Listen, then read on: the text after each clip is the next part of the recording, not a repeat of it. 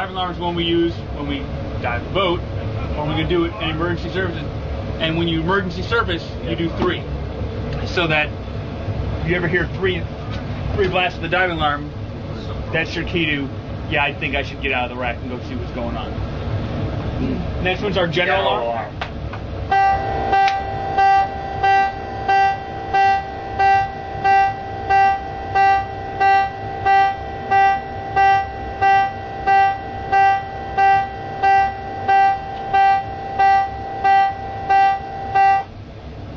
You use a general alarm anytime it's not a fire, a flooding, or a collision. You use a general alarm.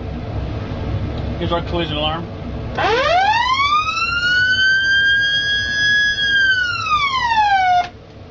Anytime you hear that, you know you've probably got a chance of water coming into the boat. I might see if I got it. Right, here's the diving alarm.